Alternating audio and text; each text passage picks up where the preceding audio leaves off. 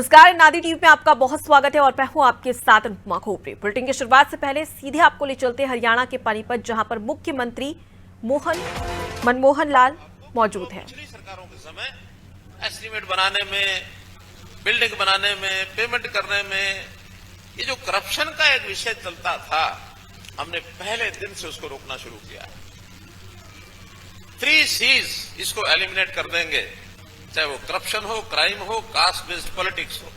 और वैसे तो इन 3 C की जननी भी एक चौथी C है, उसको भी समाप्त करना है हमको, और वो है, हालांकि सरकारी कार्यक्रम में मुझे इस प्रकार की बात नहीं बोलनी चाहिए, लेकिन संकेत मैं कर रहा हूं कि चौथी C भी हम समाप्त करेंगे।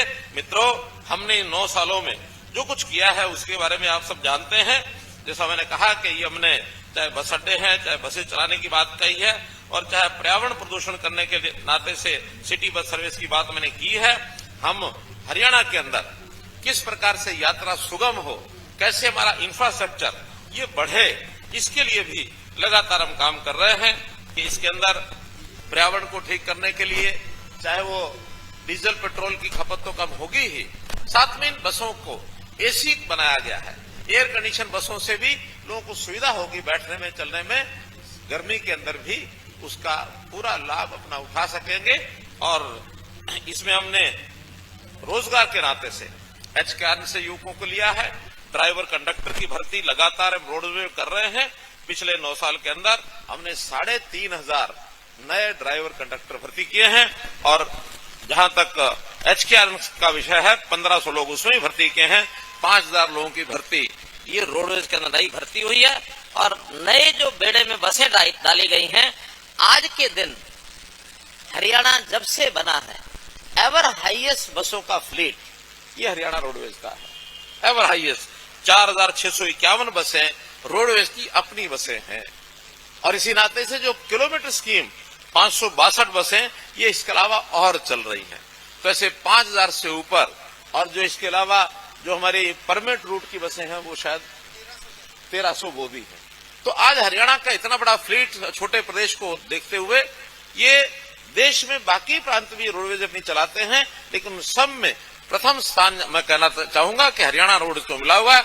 आज अगर 4 डिपोज की बसें, 4 प्रांतों की बसें कहीं दिल्ली बस अड्डे से चलती हैं एक ही रूट के ऊपर, तो सबसे पहले जो यात्री की प्राथमिकता होती है कि हरियाणा रोडवेज की बस है, उसके अंदर बैठना चाहिए। हरियाणा रोडवेज की बसें न केवल अपने प्रदेश में बल्कि दूसरे प्रांतों में भी चलती हैं लगातार। और एक जानकारी आपके लिए कि प्रतिदिन हमारी हरियाणा रोडवेज की बसों में 11 लाख यात्री ये ट्रेवल करते हैं। 11 लाख यात्री प्रतिदिन ट्रेवल करते हैं, और अगर उसके निकालूं तो इनका जो किलोमीटरेज है वो भी प्रतिदिन का 11 लाख किलोमीटर बनता है। 11 लाख किलोमीटर में 11 लाख सवारियां ये ट्रेवल करती हैं। अर्थात एक बस में अगर 50 सवारियां आती हैं तो 50 सवारियां यानी 50 किलोमीटर तक 50 सवारियां चलती हैं।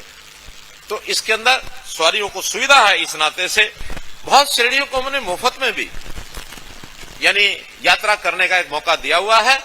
आज के ये 7 दिन का तो एक टेम्परेरी फेज इसलिए है कि लोगों को, जैसे चाय पीने की आदत पहले लगाई गई थी, मुफ्त चाय पिलाते थे, बाद में चाय का 20 रुपए कप हो गया। ऐसे ही इस यात्रा में आदत लगे सबको, तो फिर हिसाब किताब तो हमारे नवदीप जी कर लेंगे कि कितना किराया लेना है। और कोई बहुत ज्यादा सिटी को देखते हुए जितना खर्चा अपनी गाड़ी पर आता है उसके मुकाबले में तो शायद क्या रखा है, 10 रुपया 15 रुपया हमने जो कुछ रेट रखे हैं, 10 रुपए मिनिमम 10 रुपया है, फिर 15 रुपया, 20 रुपया, 25 रुपया, यानी हर किलोमीटर के हिसाब से, यानी ज्यादा 28 से 30 किलोमीटर, क्योंकि शहर के अंदर इससे ज्यादा नहीं होगा तो वो 50 रुपया मैक्सिमम, 10 से लेकर 50 रुपया तक दूर की सवारियां जो है वो उसको लेंगे। हाँ, वो ज्यादा पड़ता है, वो ज्यादा पड़ता है।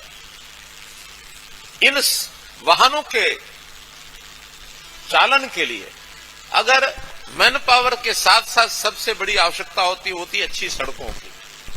तो हमने निरंतर सड़कों पर भी, ये ठीक है कोविड के दिनों में थोड़ा कठिनाई आई थी, सड़कें हमारी जितनी गति से मरम्मत होनी चाहिए थी नहीं हो पाई थी, लेकिन अब कोविड के बाद हर क्षेत्र की जो पुरानी सड़कें हैं उसकी मरम्मत और नई सड़कें बनाने का काम। यानी अगर मैं आंकड़ों के हिसाब से बताता हूं तो पिछले 9 साल में हमने 33,000 किलोमीटर सड़कों का सुधार किया, जिस पर 20,000